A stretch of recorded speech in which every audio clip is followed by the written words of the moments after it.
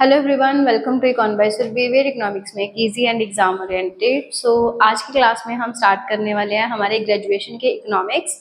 तो आज की क्लास में मैंने जो चैप्टर नंबर 1 स्टार्ट करा है that is the definition of economics. ठीक है, तो ध्यान से सुनना। जो चाहे आप पंजाब यूनिवर्सिटी से हो, चाहे आप पंजाबी यूनिवर्सिटी से हो, चाहे आप GNDU से हो, जो लगभग कंटेंट है इकोनॉमिक्स का सेम है। जैसे कि पंजाब यूनिवर्सिटी के पहले सेमेस्टर में थोड़ा सिलेबस कम है और जो पंजाबी यूनिवर्सिटी एंड GNDU का है वो ऑलमोस्ट सारा ही सेम है। ठीक है, तो पंजाब यूनिवर्सिटी में थोड़े चैप्टर कम है एंड जो हमारा सिर्फ पहला चैप्टर है वो ज़्यादा डिटेल में है पंजाबी एंड अवर GNDU में। जो पंजाब यूनिवर्सिटी से कर रहे हैं ग्रेजुएशन या BA BCom में है, BA कर रहे हैं, BA में जिन्होंने इकोनॉमिक्स रखी है उसकी थोड़ा सा डिटेल में कम है, पर आप ये वाला चैप्टर अच्छे से कर सकते हैं।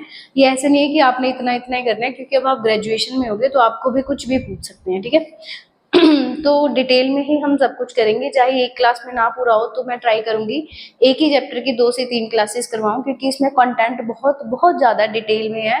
तो चलिए आज से हम स्टार्ट करते हैं। एंड एक रिक्वेस्ट है मेरी, आप प्लीज़ मेरे को ये ज़रूर बताएं कि आप पर्टिकुलरली कौन सी यूनिवर्सिटी से हैं। वैसे मैंने पोल भी डाला है कि आप पंजाब यूनिवर्सिटी से हो, GNDU से या फिर पंजाबी यूनिवर्सिटी से हो। जो मेरी पर्टिकुलरली मेरी खुद की स्टडी रही है वो मेरी पंजाब यूनिवर्सिटी से है सारी अभी तक। ग्रेजुएशन, पोस्ट ग्रेजुएशन एंड मेरी BEd पंजाब यूनिवर्सिटी से है। तो मेरे को बताना ज़रूर कि आप कौन सी यूनिवर्सिटी से हो एंड मैं ट्राई करूँगी कि मैं आपको सारा ही कवर करवाऊँ, चाहे आप पंजाब से हो, चाहे पंजाबी से हो, चाहे आप GNDU से हो। ठीक है जी, तो हम स्टार्ट करते हैं हमारे चैप्टर नंबर 1 से, that is our definition of economics, जो हमने +2 में करा था। अब कई बच्चे ऐसे हैं जिन्होंने इकोनॉमिक्स +2 में नहीं करी है, तो मैं बिल्कुल ही बेस से स्टार्ट करूँगी। चाहे आपने करी है चाहे आपने नहीं करी है, तो आपको बिल्कुल भी दिक्कत नहीं आएगी। तो देखो, सबसे पहले तो इकोनॉमिक्स क्या है। ठीक है, इकोनॉमिक्स जो है ना, इकोनॉमिक्स क्या है? इकोनॉमिक्स एक ग्रीक लैंग्वेज का वर्ड है। कौन सी लैंग्वेज का वर्ड है? ग्रीक लैंग्वेज के 2 वर्ड से बना है। कौन से? Oikos, oikos plus निमिन। ये सब कुछ आपकी इंट्रोडक्शन में जाएगा। अब आपको जैसे पंजाब यूनिवर्सिटी में 18 नंबर का क्वेश्चन आता है, तो वैसे सभी में 18 में आता है, किसी में 13 में आता है। मैं आपको एग्जैक्ट जो पैटर्न है अकॉर्डिंग टू यूनिवर्सिटी वो मैं आपको नेक्स्ट वीडियो में बताऊंगी कि कौन सी यूनिवर्सिटी में कितने कितने नंबर का आपको एग्जैक्ट क्वेश्चन आता है। ठीक है, तो देखो इकोनॉमिक्स क्या है। इकोनॉमिक्स 2 वर्ड के कॉम्बिनेशन से बना है। कौन से वर्ड? Oikos and निमिन। ओइकोस का मतलब होता है हाउस होल्ड, ठीक है, एंड निमिन का मतलब होता है मैनेजमेंट। तो पूरी इकोनॉमिक्स का क्या मतलब होता है? Management, management of house hold. अब इसका मतलब क्या है मैनेजमेंट ऑफ हाउस होल्ड का? किसी चीज़ को अच्छे से मैनेज करना, यही मतलब जाएगा ना। पर वो कहते हैं इकोनॉमिक्स क्या है? इकोनॉमिक्स एक ऐसी साइंस है। क्या है? एक ऐसी साइंस है जो ह्यूमन बिहेवियर की स्टडी करती है। किसकी स्टडी करती है? ह्यूमन बिहेवियर की, मतलब इंसानों के बिहेवियर की स्टडी करती हैं। एंड जो हमें ये बताती है कि जो भी रिसोर्सेज आपके पास अवेलेबल है, रिसोर्सेज का मतलब है जो भी चीज़ें आपके पास अवेलेबल है आप उनको कैसे यूज़ करोगे, उनका एलोकेशंस कैसे करोगे, अच्छे से यूज़ कैसे करोगे ताकि आपको वहाँ से फुलर सेटिस्फेक्शन मिल सके। ठीक है, मतलब आप उसको अच्छे से कैसे यूज़ करोगे कि आप फुल्ली सेटिस्फाई हो जाओ उस चीज़ से। ठीक है, फॉर एग्जाम्पल कि मान लो कि मैंने 3 बच्चे बनाए हैं। ठीक है, तीनों के पास रिसोर्सेज सेम थे, मतलब तीनों को मैंने पढ़ाया है, तीनों के पास नोट सेम थे। सेम एग्जाम्पल ये है। तो अगर किसी के 50% आ गए, किसी के सपोज 70% आ गए एंड किसी के 90% आ गए। अब तीनों में फ़र्क क्या है कि तीनों ने अपने रिसोर्सेज को अलग अलग तरीके से यूज़ करा है। उसको हम क्या बोलते हैं? Allocation of resources. ठीक है जी, तो आप आई थिंक समझ गए होंगे इकोनॉमिक्स का मतलब क्या है। इकोनॉमिक्स एक ऐसी साइंस है या फिर इकोनॉमिक्स उन चीज़ों की स्टडी करती है, those activities of human being which are concern with the satisfaction of unlimited wants by utilization of limited resources. कि हर पर्सन की अनलिमिटेड इच्छाएं होती हैं और उसके पास रिसोर्सेज क्या होते हैं? लिमिटेड होते हैं। मतलब मेरी इच्छाएं बहुत सारी हैं पर उसको पूरा करने वाले साधन क्या हैं? लिमिटेड है। आप अपने लिमिटेड साधनों का यूज करके अपनी अनलिमिटेड इच्छाओं को कैसे पूरा कर सकते हैं, या फिर अपने पास जो रिसोर्सेज है उनका आप एलोकेशन कैसे कर सकते हैं। हम यही चीज किसमें पढ़ते हैं? इकोनॉमिक्स में बढ़ते हैं। ठीक है जी। जो पहला चैप्टर है ना वो थोड़ा सा बोरिंग लग सकता है क्योंकि ये प्योरली थोड़ा थ्योरेटिकल है। जो नेक्स्ट सारे चैप्टर्स हैं वो बड़े इंटरेस्टिंग है, सारे ही समझने वाले हैं, तो पर करना तो पड़ेगा ही क्योंकि शॉर्ट भी बनते हैं एंड लॉन्ग क्वेश्चंस भी बनते हैं। ठीक है। अब ये पूरा आप ध्यान से समझना ये वाला टॉपिक। नेक्स्ट है हमारा evolution of economics. Evolution of economics. अब एवोल्यूशन का मतलब क्या होता है? एवोल्यूशन का मतलब क्या होता है कि वो चीज़ हमारे पास कैसे आई थी and over the period of time वो चीज़ किस तरह से चेंज हो गई। मतलब कि जो इकोनॉमिक्स है वो हमारी एग्जिस्टेंस में कैसे आई थी and through out the time period वो किस तरह से हम मतलब किस तरह से टाइम रहते चेंज हो गई। ठीक है। तो देखो सबसे पहले जो इकोनॉमिक्स थी ना, मतलब पुराने टाइम पे अर्लियर पीरियड में जो इकोनॉमिक्स है वो एक अलग सब्जेक्ट नहीं था, वो पॉलिटिकल इकोनॉमिक में ही आती थी। अलग इकोनॉमिक्स नहीं थी, वो उसमें आती थी पॉलिटिकल इकोनॉमी में ही आती थी। पॉलिटिकल स्पेलिंग गलत है मेरे, सॉरी। इकोनॉमिक्स में वैसे स्पेलिंग की गलती नहीं निकलती, पॉलिटिकल इकोनॉमी में ही आती थी। अब पॉलिटिकल इकोनॉमी में क्या होता था कि हम दोनों एक्टिविटीज़ की स्टडी करते थे, चाहे वो पैसे के साथ रिलेटेड है, इकोनॉमी मतलब पैसे के साथ रिलेटेड है, या फिर अर्थव्यवस्था मान लो, चाहे पैसा लगा लो, अर्थव्यवस्था के साथ रिलेटेड है, चाहे आप किसी भी पॉलिटिकल इशू की बात करते थे। मतलब पॉलिटिकल इकोनॉमी में हम दोनों चीज़ें पढ़ते थे, इकोनॉमिक एक्टिविटीज़ भी एंड पॉलिटिकल एक्टिविटीज़ भी। और उसके बाद हमारे कौन आए थे? एंशियंट स्कॉलर आए थे, चाणक्य। कौन आए थे हमारे? एंशियंट स्कॉलर आए थे, चाणक्य। ठीक है। उन्होंने क्या करा था? उन्होंने अपनी बुक अर्थशास्त्र में ही discuss the both economic and political matter. उन्होंने अपनी बुक में अर्थशास्त्र में दोनों ही मैटर्स को डिस्कस करा था, चाहे वो इकोनॉमिक है चाहे वो पॉलिटिकल है। उसके बाद आए थे बट एरिस्टोटल। एरिस्टोटल आए थे, he defined the economics as the management of family and the state. उन्होंने डिफाइन करा था इकोनॉमिक्स को कि इकोनॉमिक्स किसके साथ रिलेटेड है? इकोनॉमिक रिलेटेड है हमारे management and the family of the state. ठीक है। उसके बाद ये मैं आपको स्टोरी की तरह समझा रही हूँ, आप जैसे मैंने छोटे छोटे नोट्स बना रखे हैं, आप भी इस तरह से अपने छोटे छोटे नोट्स बना लेना, क्योंकि बुक में बहुत ज़्यादा डिटेल में है, आपको इतना इतना ही ज़रूरी है जितना जितना मैं आपको बता रही हूँ। ठीक है। उसके बाद है इकोनॉमिक्स के डिफरेंट डिफरेंट नेम थे। ठीक है। अब जो हैरन आए थे, हैरन ने बोला था, इकोनॉमिक्स को अलग अलग नेम दिए थे। हैरन ने बोला था प्लूटोलॉजी। ठीक है। बैटले ने बोला था कैटालिटिक्स, हाँ कैटालिटिक्स। एंड इंग्राम ने बोला था क्रेमास्टैटिस्टिक्स। ठीक है। तो ये थोड़ी बहुत प्रोनाउंसिएशन में चेंजेस हो सकते हैं, पर इन्होंने ये चीजें मतलब इकोनॉमिक्स का इनको ये नाम दिया था। ठीक है। उसके बाद हमारे मार्शल भाई साहब आए थे। मार्शल भाई साहब कब आए थे? अल्फ्रेड मार्शल कब आए थे? हमारे 1890 में। 1890 में उन्होंने इकोनॉमिक्स टर्म को पॉपुलर करा था अपनी कौन सी बुक में? प्रिंसिपल ऑफ इकोनॉमिक्स, जो कब आई थी? 1890 में। ठीक है। ये डिफरेंट नेम्स बता रही हूँ मैं आपको। उसके बाद आए थे शुम्पीटर एंड बोल्डिंग। उन्होंने इकोनॉमिक्स को किससे फेमस करा था? इकोनॉमिक एनालिसिस से। ये सारा कुछ ऐसे है, मतलब ऐसे लगेगा कि बोरिंग हो रहा है। देन आए थे हमारे एडम स्मिथ। अब एडम स्मिथ को क्या कहते थे? ये जिन्होंने इकोनॉमिक्स पढ़ी है प्लस 2 में मेरे साथ, उनको तो पता होगा, फादर ऑफ इकोनॉमिक्स या फिर फादर ऑफ मॉडर्न इकोनॉमिक्स। ठीक है। उन्होंने अपनी बुक जो 1776 में आई थी, an inquiry into the nature and causes of wealth of nation.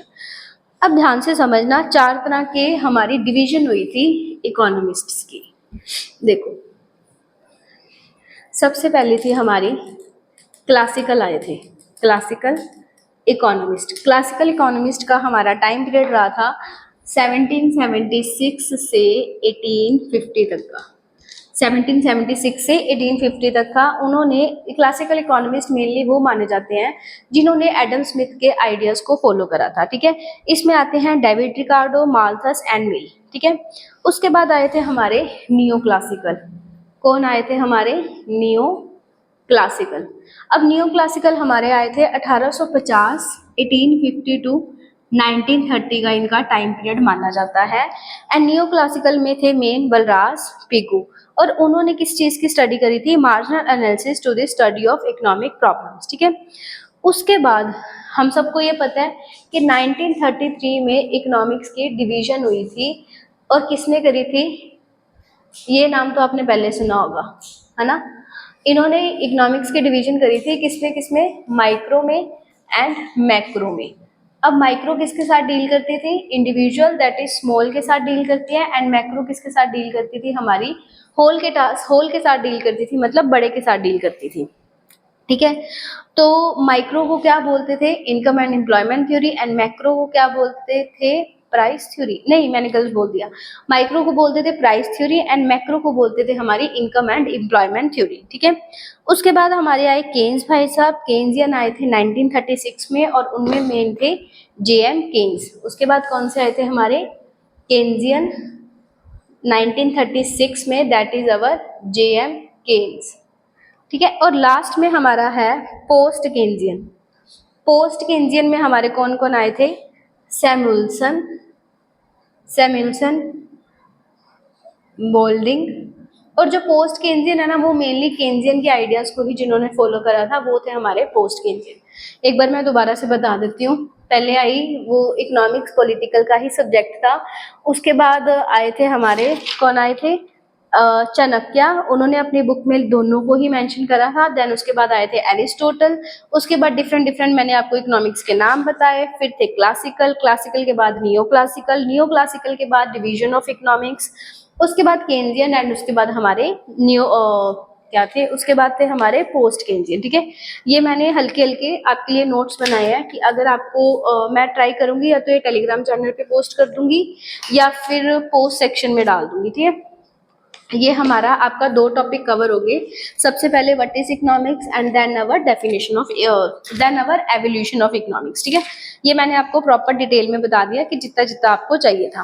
अब नेक्स्ट है डेफिनेशन ऑफ इकोनॉमिक्स। अब डेफिनेशन का मतलब क्या है कि इकोनॉमिक्स क्या होती है, अलग अलग इकोनॉमिस्ट ने उसको किस तरह से अलग अलग तरीके से डिफाइन करा है। ठीक है, नेक्स्ट है हमारा definition of economics, definition of economics में कि अलग अलग तरीके से अलग अलग इकोनॉमिस्ट ने उसे कैसे डिफाइन करा है। सबसे पहले तो वो कहते हैं कि ना एक इकोनॉमिक्स की एक्यूरेट डेफिनेशन होना तो बहुत मुश्किल बात है। उसके बाद एक आए थे वॉटन नाम के इकोनॉमिस्ट आए थे, उन्होंने बोला था कि जहाँ पे 6 economist gather there are 7 opinions, जहाँ पे 6 इकोनॉमिस्ट इकट्ठे होते हैं वहाँ पे 7 ओपिनियंस हो जाते हैं। ठीक है, and according to Yuthan economics is an unfinished science, economics एक ऐसी साइंस है जिसको पूरा नहीं करा जा सकता, means economics is an unfinished science. ठीक है, उसके बाद देखो, उसके बाद हमारे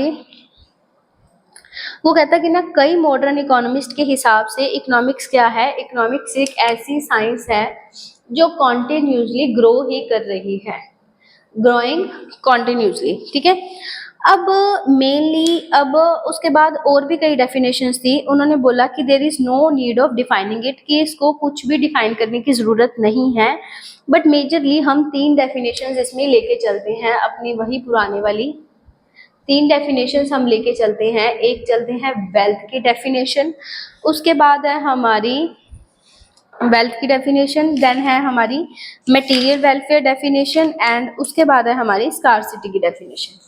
wealth, material welfare definition and our scarcity की डेफिनेशन। कई बार आपको पेपर में एक डेफिनेशन उठा के पूछ लेंगे, क्योंकि मैंने आपको +2 में बोला था कि आपको पेपर में डेफिनेशन नहीं पूछते हैं, पर आज अब आपको पूछेंगे क्योंकि अब आप +2 के बच्चे नहीं रहे, अब आपको हर चीज़ को डिटेल में करना होगा। ठीक है, अब वेल्थ की डेफिनेशन किसने दी थी, ये तो आपको पता ही है, बहुत बार मैंने भी ऑलरेडी आपको बता रखा है, बट कोई नहीं, हम एक बार दोबारा से डिस्कस करते हैं। ठीक है, अब जो वेल्थ की डेफिनेशन है एक एक करके डिस्कस करेंगे।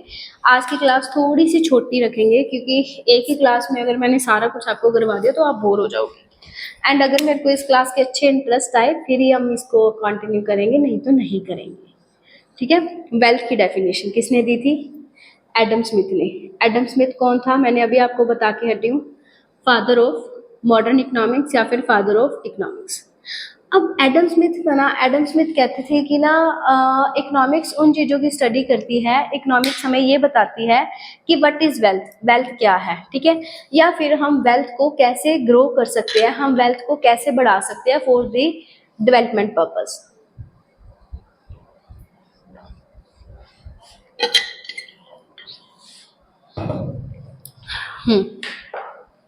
तो उन्होंने बोला था कि वेल्थ होती क्या है एंड वेल्थ को हम कैसे बढ़ा सकते हैं, किसी भी देश की डेवलपमेंट के लिए। अब वेल्थ का मतलब क्या है? वेल्थ का मतलब क्या है? पैसा।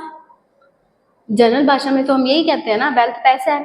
पर उसने वेल्थ को किस में लिया है? किसी भी तरह की मटेरियलिस्टिक चीजों में। अब मटेरियलिस्टिक चीज का मतलब है कि मेरे लिए सपोज मेरी वेल्थ मेरी बुक्स है, आपके लिए शायद आपकी वेल्थ आपका जो व्हीकल है, बाइक है, कार है, ठीक है।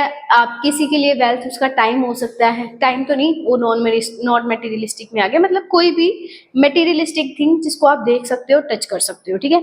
अब इसके फीचर्स क्या हैं? सबसे पहले तो है economics is a study of wealth only. Economics में हम उन चीजों की स्टडी करते हैं जो सिर्फ वेल्थ से रिलेटेड है, और वेल्थ को हम कैसे रियल लाइफ में अपना इंक्रीज कर सकते हैं for the development of a nation, ठीक है। सेकंड है nature of meaning of wealth. वो कहता है कि उसका वेल्थ का मीनिंग है सिर्फ मटेरियलिस्टिक गुड से, मटेरियलिस्टिक चीजों से। किसी भी तरह की सर्विस है वो मटेरियलिस्टिक में नहीं आती, जैसे मैं टीचिंग की सर्विस दे रही हूँ, डॉक्टर की सर्विस है, वो वेल्थ में इंक्लूड नहीं होती है। उसके बाद है कॉजेज ऑफ वेल्थ। वो कहता है वेल्थ की जरूरत क्यों पड़ती है? वेल्थ की जरूरत मेनली 3 चीजों के लिए पड़ती है। नंबर 1 इज अवर प्रोडक्शन, किसी चीज को प्रोड्यूस करने के लिए, एक्सचेंज के लिए एंड डिस्ट्रीब्यूशन के लिए। अब इन्होंने बोला है कि by increasing the supply of goods through this large scale of production and made possible. हाँ, सेम ही बात है, ठीक है। देन है इकोनॉमिक मैन। इकोनॉमिक मैन का मतलब है कि वो कहता है कि ना इंसान इकोनॉमिक मैन है, मतलब कि वो सिर्फ सोसाइटी में रहता है, कमाता है, खाता है, पीता है, मतलब वर्क टू अर्न, वो सिर्फ काम इसीलिए करता है कि वो कमा पाए, ठीक है। अब इसके मेरिट्स कहीं ना कहीं सही थी कि उसने कहीं चीज़ों को बिल्कुल राइट प्रूफ करा था। उसने प्रोडक्शन की बात करी थी, उसने इकोनॉमिक्स को एक इंडिपेंडेंट सब्जेक्ट बोलने की बात करी थी, उसने एक्सचेंज की बात करी थी। पर इसका क्रिटिसिज्म करा गया 19th सेंचुरी में। करा किसने था? रस्किन ने, मोरिस ने। उन्होंने बोला था कि उन्होंने बोला था कि जिसमें science of a bread and butter, हाँ, उन्होंने बोला कि ना जो इसने डिफाइन करी है ना इकोनॉमिक्स, मतलब एडम स्मिथ ने डिफाइन करी है इकोनॉमिक्स, वो सिर्फ उसने वेल्थ के ऊपर ही ध्यान दिया है, सब कुछ वेल्थ नहीं होता। वो सबसे पहला इसका हमारा क्रिटिसिज्म का पॉइंट जाएगा कि मोर एम्फेसिस ऑन वेल्थ। उसने सिर्फ वेल्थ के ऊपर जोर डाला है, किसी भी और चीज पर बात नहीं करी। उसने कोई वेलफेयर की बात नहीं करी कि इंसान का वेलफेयर किस हिसाब से होता है, सिर्फ उसने वेल्थ वेल्थ की बात करी है। उसने ये नहीं बताया कि वेल्थ को मेन मीन्स नहीं बताया कि वेल्थ को हम कैसे एग्जैक्टली बढ़ा सकते हैं, ठीक है। उसने नैरो सब्जेक्ट मैटर दिया, मतलब सिर्फ मटेरियलिस्टिक गुड्स की बात करी है, उसने नॉन मटेरियलिस्टिक गुड्स की बात नहीं करी, ठीक है। And neglect the problem of scarcity and choice, and उसने स्कार्सिटी एंड चॉइस की प्रॉब्लम को भी अच्छे से ध्यान में नहीं रखा। मेजरली यही हमारी क्रिटिसिज्म जाती है किसमें? अपने वेल्थ की डेफिनेशन में, ठीक है। तो आज की क्लास में सिर्फ इतना ही करेंगे। नेक्स्ट क्लास में हम करेंगे हमारी material welfare definition, scarcity definitions, ये 2 डेफिनेशंस करेंगे। देन मैं आपको कंपैरिजन करवाऊंगी 2 डेफिनेशंस का, और फिर आप बताना कि इन दोनों में से आपको कौन सी डेफिनेशन अच्छी लगी। एंड प्लीज़ मेरे को बता के ज़रूर जाना कि आप कौन सी यूनिवर्सिटी से बिलोंग करते हैं, ठीक है। एंड मिलते हैं नेक्स्ट वीडियो में। अगर आपको ये वीडियो हेल्पफुल लगी तो लाइक, कमेंट एंड शेयर। मेरे को लगता है आपको ये चीज़ कहने की ज़रूरत नहीं है, बट स्टिल ताकि मैं भी थोड़ी मोटिवेट रहूँ आपके लिए, है ना। तो मिलते हैं नेक्स्ट वीडियो में। बाकी अगर आपको कोई भी किसी तरह का कोई डाउट हो, चाहे इस चैप्टर के रिलेटेड है, चाहे आपको अपने सब्जेक्ट के रिलेटेड है, तो आप मेरे से कभी भी पूछ सकते हैं। तो मिलते हैं नेक्स्ट वीडियो में, तब तक के लिए keep learning and keep sharing.